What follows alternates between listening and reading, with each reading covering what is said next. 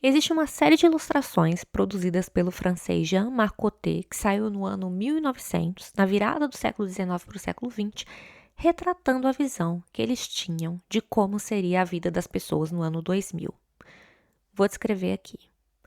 Tem uma imagem com o professor despejando livros numa espécie de máquina de moer movida a manivela, que transmite todo esse suco de conhecimento diretamente para a cabeça dos alunos através de um capacete acoplado por fios no teto da sala de aula, assim que eles imaginavam que seria a educação do futuro. Tem várias imagens com veículos pessoais voadores, pequenos aviões que passam na altura da varanda das pessoas para elas entrarem em casa. Inclusive tem uma cena, um cavalo sendo exibido no palco de um espetáculo de coisas exóticas e as pessoas muito surpresas, uau, porque no ano 2000 as pessoas nunca viram um cavalo na vida, porque até lá todo mundo vai ter carro. Tem muitas imagens também de cenas submarinas, submarinos de passeios, com as pessoas observando os peixes no fundo do mar, as pessoas comuns fazendo várias atividades debaixo d'água, saindo para procurar pérolas, jogando cricket com seus capacetes de mergulho, indo a restaurantes submarinos, por que não? Chega a ser fofa essa visão de futuro, porque olhando daqui, em que os anos 2000 já ficaram para trás há muito tempo, #eu fui, eu tava, a gente sabe que isso não aconteceu, né? Infelizmente, nos anos 2000, a gente não estava vestindo o nosso capacete de mergulho, a gente estava usando calça de cintura baixa, assistindo Matrix, mandando SMS, adicionando amigos no Orkut. E isso as ilustrações não previram. Também não teve carro voador, as ilustrações erraram nisso, mas a gente estava explorando o mundo, navegando na rede mundial de computadores. Tem 2 pontos que eu achei interessante de observar nessas imagens. Se você quiser ver também, eu vou deixar o link na descrição. Primeiro, é uma visão bem peculiar de como seria o futuro, porque considerava o que eles tinham na época como a tecnologia mais avançada. E eram tecnologias que estavam permitindo vencer grandes distâncias, né? Trens a vapor, veículos movidos a motor, o telégrafo, o telefone, a eletricidade. Tudo isso foi revolucionário, a humanidade estava passando por uma revolução tecnológica. Então, vem o ponto 2, que essas imagens mostram, no geral, uma visão otimista. O futuro, no geral, parecia muito bem-vindo. Tanto que, na época em que essas imagens saíram, algumas das histórias mais famosas da literatura francesa eram aventuras de ficção científica, os livros do Júlio Verne.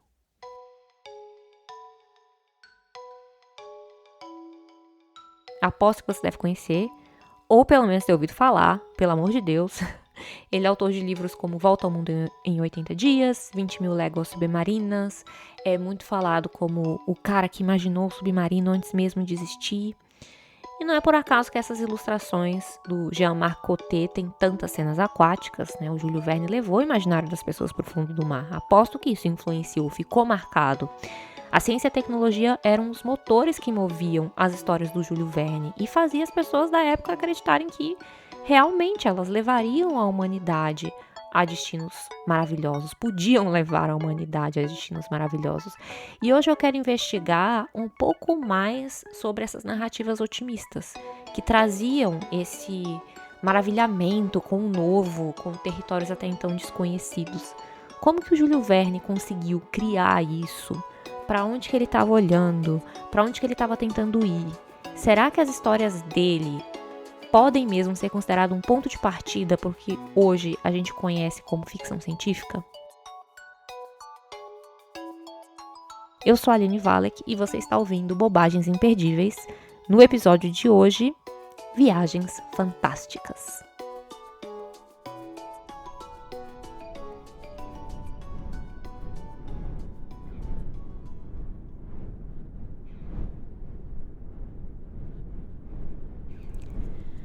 Começamos a escalar as encostas do Sneffel. Seu topo nevado por uma ilusão de ótica nas montanhas parecia bastante próximo, mas longas horas se passaram antes que pudéssemos chegar até ele. E que cansaço! As pedras, que não eram unidas por nenhum cimento de terra, nenhuma erva, deslizavam sob os nossos pés e se perdiam na planície com a rapidez de uma avalanche. Quando eu olhava o cume do Sneffel, parecia-me impossível que pudéssemos alcançá-lo desse lado, caso o ângulo de inclinação das vertentes não se abrandasse. Por sorte, depois de uma hora de cansaço e de esforços, em meio ao vasto tapete de neve que se desenrolava sobre a crosta do vulcão, uma espécie de escada se apresentou inesperadamente, facilitando nossa ascensão.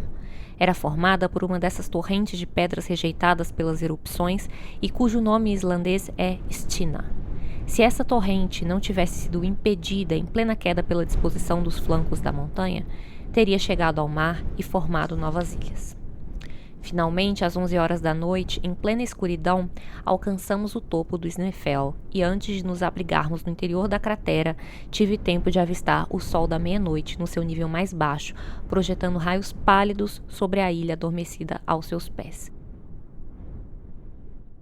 Esse é um trechinho do Viagem ao Centro da Terra, do Júlio Verne, aqui na tradução da Verônica Galindes.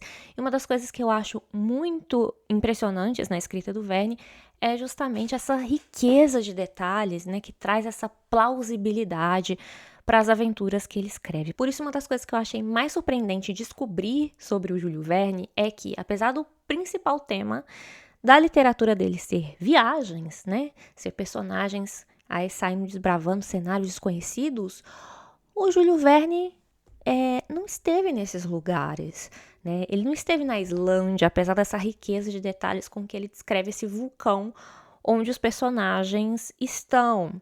Bem, ele até faz algumas viagens, né?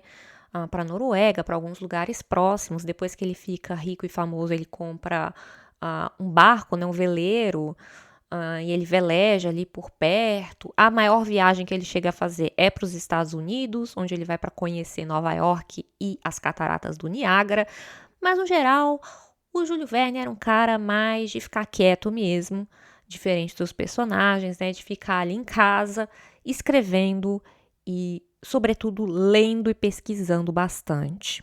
Mas ele tinha ali um interesse em desbravar o mundo, em conhecer outros lugares e que vem desde a sua juventude, né? O Júlio Verne nasceu em Nantes, que é uma cidade portuária francesa.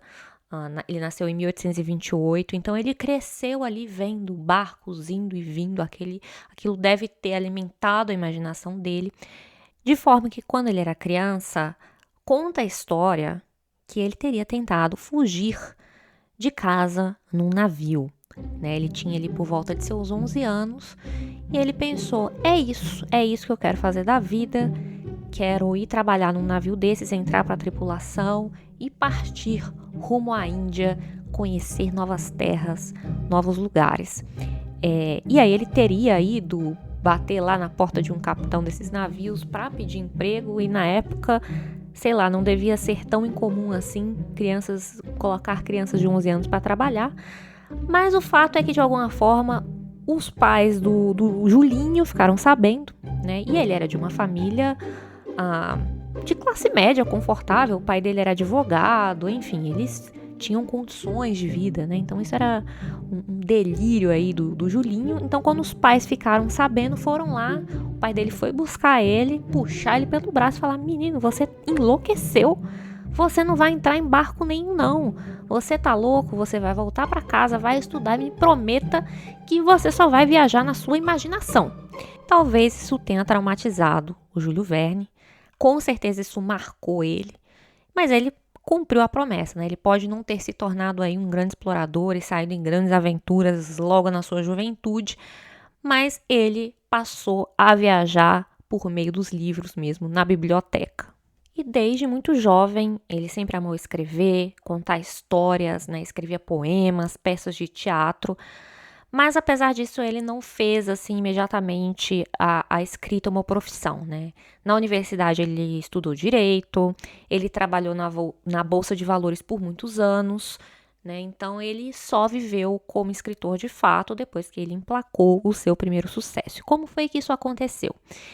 Ele conheceu o editor Pierre Jules Hetzel, que colocava a maior pilha para ele escrever sobre essas pirações que ele gostava de pesquisar, né? E ele estava com uma pira com balonismo, né? Porque balões de ar quente estavam ali em alta na época.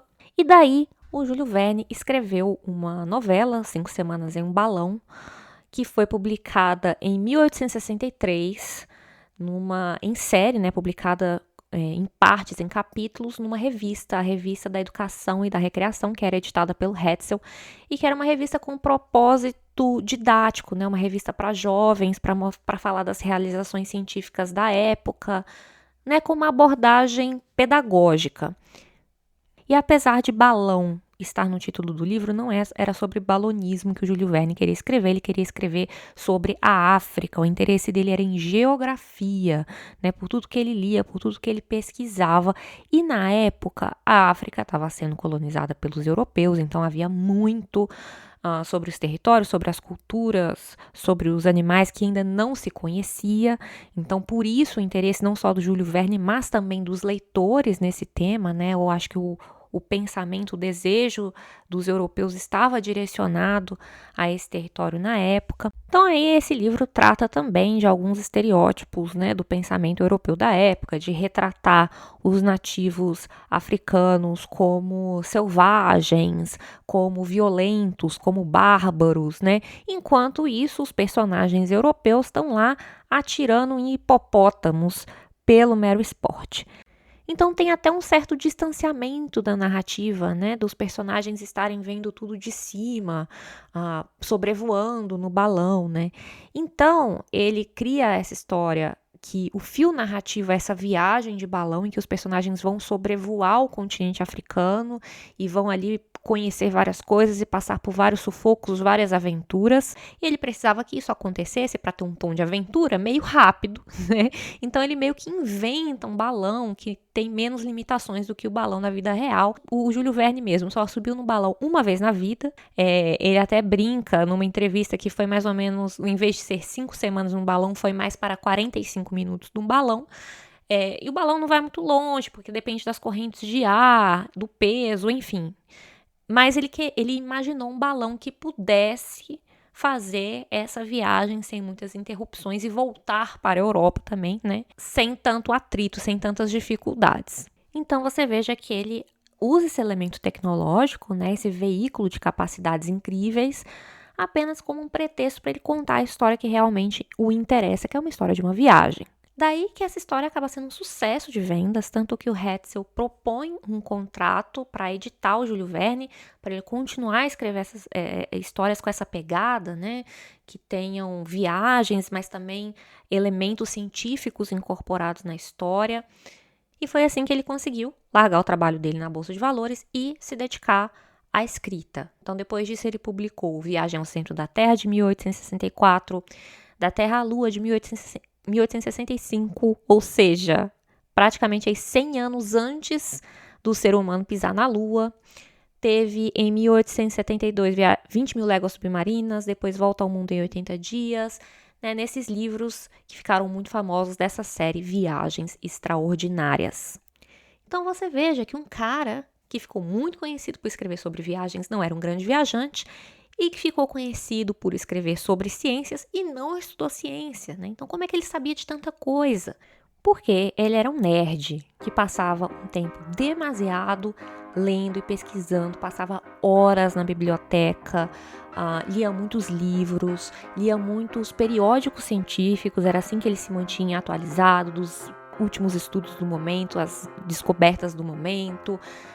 Lia muita enciclopédia também, ele chegou a dizer que se sentia privilegiado de ter nascido numa época em que o conhecimento estaria acessível, você pode abrir uma enciclopédia e ter ali informações sobre várias coisas. Imagina se ele tivesse nascido na época da internet, né?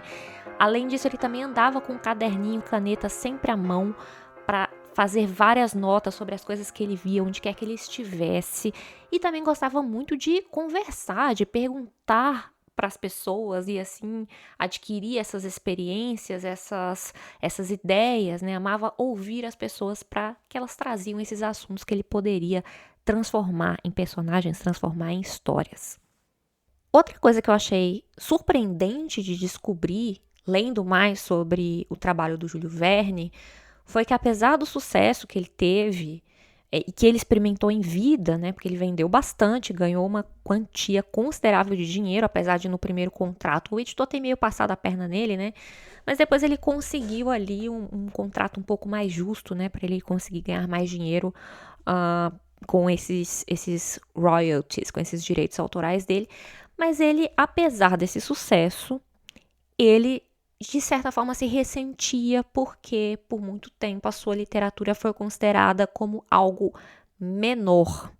Então vou até ler aqui, separei um trecho de um texto da Cláudia Fusco, que é escritora, pesquisadora de ficção científica, que saiu nessa edição da Antofágica de Viagem ao Centro da Terra, em que ela escreve o seguinte, abre aspas, pode ser curioso descobrir que, por cerca de um século, Verne foi esnobado do panteão de autores de ficção científica clássica. Muito da crítica especializada o considerava um autor de livros infanto-juvenis, sem um estilo autoral reconhecível, no melhor dos casos. De acordo com a Enciclopédia de Ficção Científica de John Clutt e Peter Nichols, isso se deve em parte a traduções de má qualidade do trabalho desse autor do inglês. E aí a Cláudia continua mais adiante, abre aspas, até mesmo a crítica francesa demorou a reconhecer os seus talentos como um dos maiores contadores de histórias do seu tempo, sensível a temas como o imperialismo, transporte, exploração de territórios que podem soar contemporâneos aos leitores de hoje. Mais do que projetar as suas histórias em futuros distantes, Verne extrapolava as possibilidades científicas de sua época numa visão profundamente autoral sobre as rápidas transformações sociais, tecnológicas e culturais que marcaram a Europa do século XIX. Fecha aspas. Tem uma entrevista com Júlio Verne, uma das raras entrevistas com ele, de 1894. Ele tinha ali por volta de 66 anos, então ele já tinha feito muita coisa na carreira, em que ele admite para o jornalista, em que ele diz com certa tristeza no olhar o seguinte: o grande arrependimento da minha vida é que eu nunca tive um lugar na literatura francesa. Olha que loucura! Um dos grandes escritores, naquela época ele já era bastante conhecido, já vendia bastante, mas ele se ressentia de não ser levado a sério pela crítica. Ele podia ter um grande poder de previsão, mas ele não podia imaginar a influência, o reconhecimento que o seu trabalho teria no futuro, o quanto ele teria influenciado engenheiros, cientistas, pesquisadores, inspirado a exploração espacial, influenciado outros artistas, inclusive esta autora que vos fala em seu primeiro romance, que é completamente debaixo d'água. Sem falar em como ele continua sendo lido, traduzido, adaptado. Para você ver, né, gente? O mundo dá voltas. Muitos apontam ainda o Júlio Verne como um dos precursores da ficção científica. Mas assim, acho difícil isso na ficção científica, na literatura, na cultura no geral, estabelecer origem, onde começou, porque quando você começa a ler e pesquisar mais, você sempre vai achar alguma coisa que veio antes. Acho que esse também é um caso. Sempre dá para apontar alguma obra que se encaixa nas descrições de ficção científica que veio ainda antes de Júlio Verne, que são muito mais antigas. Por exemplo, o Júlio Verne lia muito e era inspirado muito também por relatos de viagem, que é um gênero literário, uma tradição literária que remonta desde pelo menos a Idade Média. Então, muito antes das grandes navegações, já tinham esses relatos de viagens, dentre os quais um dos mais famosos, um dos mais conhecidos e lembrados até hoje, são os relatos do Marco Polo. E quem foi Marco Polo, né? Simplesmente um dos primeiros blogueiros de viagem. Foi um cara que nasceu em Veneza, ali pelo ano de 1254, e que, bem jovenzinho, ele quis sair numa jornada pelo mundo, conhecer outros territórios, e ao contrário de Júlio Verne, o pai de Marco Polo não apenas permitiu, como foi junto com ele.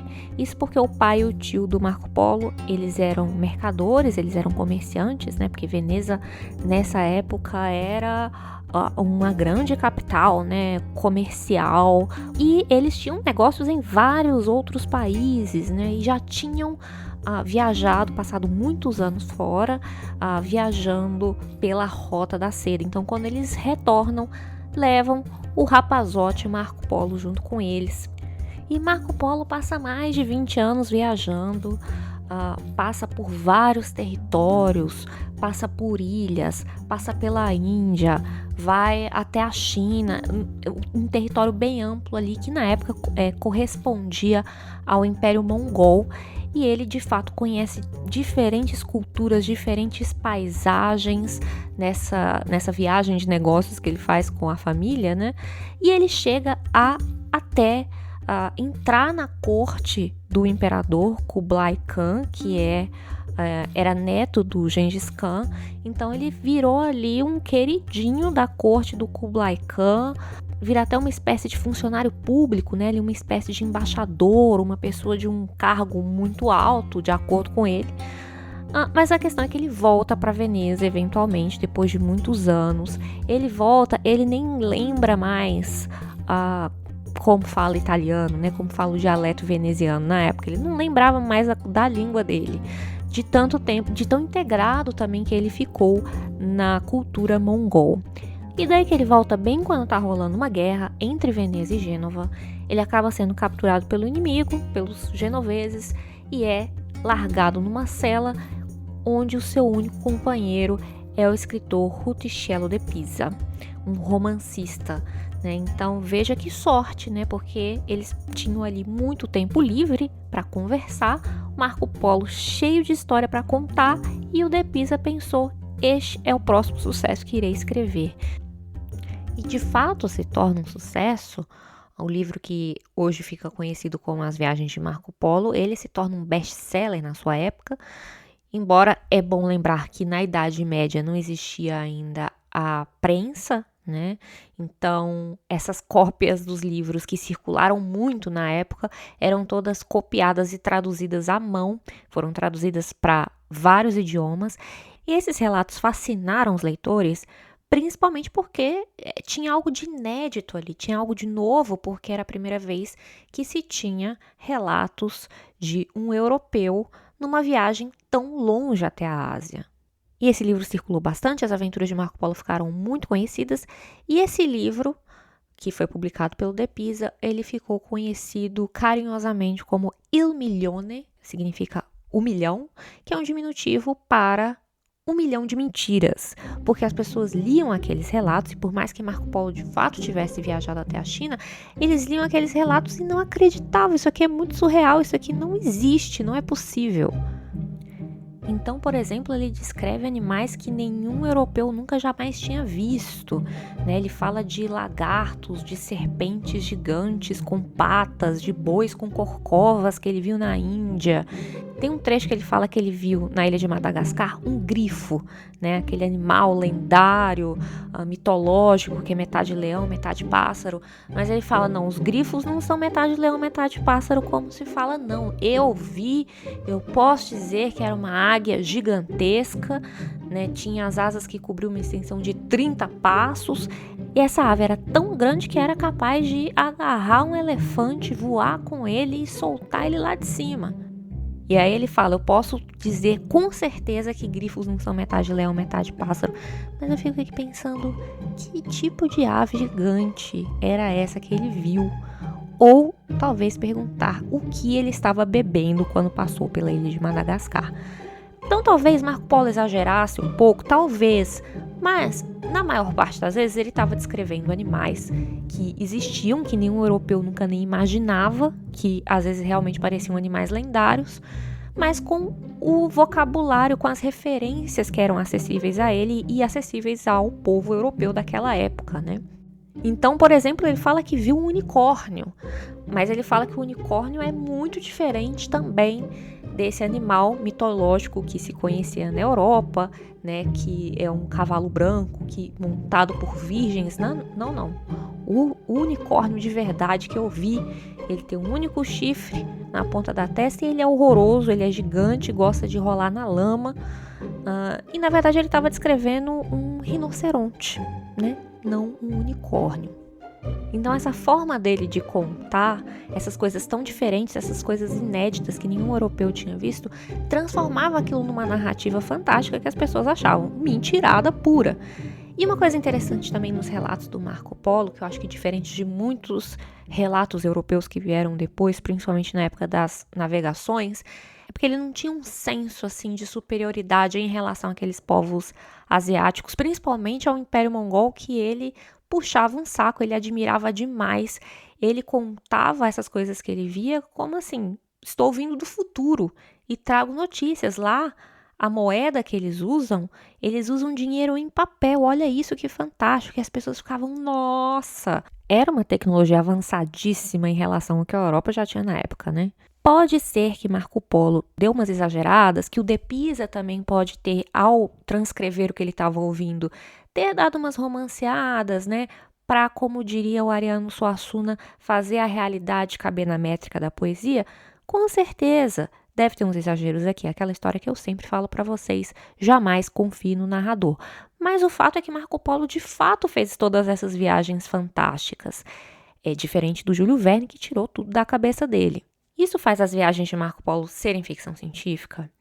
Eu não acho que seja, mas o que eu acho interessante observar é como essa forma que ele narra esse mundo novo, né, até então desconhecido, ele narra com um espanto, com um maravilhamento, que é a sensação também que fica impressa nos leitores, né?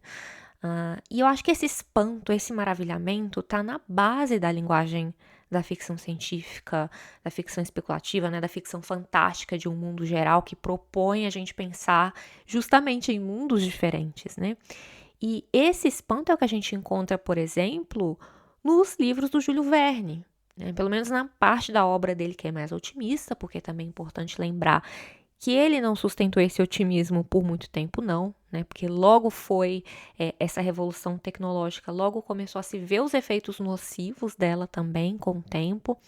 Então, no final da vida, além de ressentido com o meio literário, o Júlio Verne também estava bem pessimista com o caminho que a tecnologia estava levando. Ele não estava vendo mais com bons olhos, mais ou menos como a gente está se sentindo agora. Agora, também interessante como que o Marco Polo, voltando a ele, né, como que ele usa as referências que o povo europeu tem naquela época, né, aquilo que é conhecido, o mundo familiar para ele, para falar do que não é familiar, né, do que ele não conhece. Do que é também o caso das ilustrações francesas que eu falei no início do episódio, né? Ela usa a estética, as referências do momento para tentar construir isso que não existe ainda, né? Que é o futuro, que para eles era o ano 2000. Então, se o futuro é um território desconhecido, uma forma de falar sobre ele é usando aquilo que está à nossa volta. Então, os elementos já estão aqui com a gente. E pensar no futuro é um movimento de deslocamento. A gente precisa sair do nosso lugar e tentar nos dirigir ao que nos é estranho. Mas como que a gente lida com o que não conhece? Com medo ou com curiosidade? Por que não estamos vendo o futuro com mais otimismo? Essa pergunta eu deixo para você. Você pode responder nos comentários.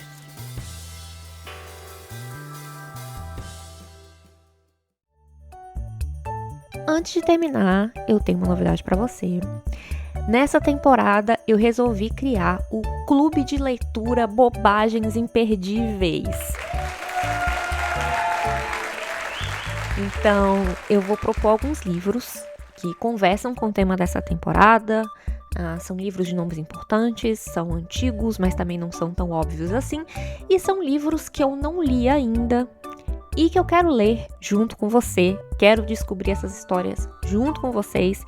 Então, se vocês se interessam e querem também ler mais ficção científica e ler junto comigo, estejam convidados. O Clube de Leitura Bobagens Imperdíveis vai ser aberto, gratuito, para todo mundo que quiser participar. Então, eu vou deixar um link na descrição com as informações sobre o clube. Você vai descobrir quais são os livros dessa edição do Clube de Leitura. Então, vai ter todas as informações lá e como é que vai funcionar. Eu vou mandar com alguma regularidade as minhas notas de leitura, informações adicionais sobre os livros, um guia, né, para aprofundar a leitura, e também, para quem quiser, teremos um grupo de WhatsApp para discutir essas leituras, para a gente conversar num lugar seguro com pessoas interessantes sobre o que a gente está lendo, sobre o que a gente está descobrindo juntos.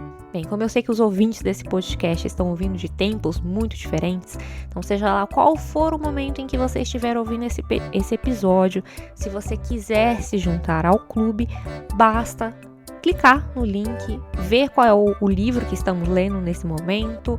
Você também pode acompanhar as notas e os comentários das leituras anteriores, tá? É só entrar no link e se juntar a nós. Espero que você tope vir comigo em mais essa jornada. E obrigada a você que ouviu até aqui. Obrigada também a você que financia este podcast independente e permite que novos episódios continuem a surgir, a sair das minhas entranhas.